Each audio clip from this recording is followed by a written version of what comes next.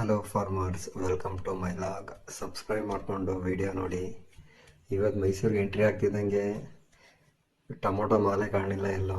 Full ಖುಷಿ ಆಯಿತು, ತುಂಬ ಕಮ್ಮಿ ಬಂದಿದೆ ಅಂತ. ಇಲ್ಲೊಂದು 2-3 ಮಂಡಿ ಇದೆ, ಇಲ್ಲೆಲ್ಲೋ ಟೊಮೊಟೊನೇ ಬಂದಿರಲಿಲ್ಲ. ಮೋಸ್ಟ್ಲಿ ರೈಟು ಅಪ್ ಆಗ್ಬೋದೇನೋ ಅಂದ್ಕೊಂಡು ಹೋಗ್ದು.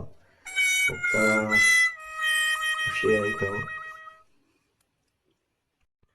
ಆಲ್ಮೋಸ್ಟ್ 3-4 ತಿಂಗಳಿಗೆ ಇದೆ ಫಸ್ಟ್ ಟೈಮ್ ಅನ್ಕೋತೀನಿ ಇಷ್ಟು ಬಂದಿದ್ದು ಮಾಲು.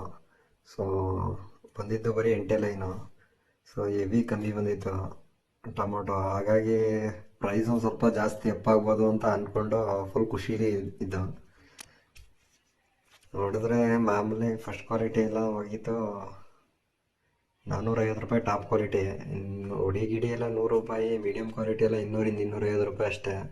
ಇನ್ನು ಹುಳಿ ಟೊಮೊಟೊ ಬಂದರೆ ನಾಟಿ ಟೊಮೊಟೊ 13 ರೂಪಾಯಿ 1 kg. ಅದು ಮಾಮೂಲಿ ಹೋಗ್ತಿದೆ. ಇವತ್ತು ಒಪ್ಪಾಗಲಿಲ್ಲ.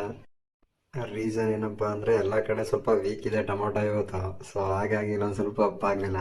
ಅದಕ್ಕೆ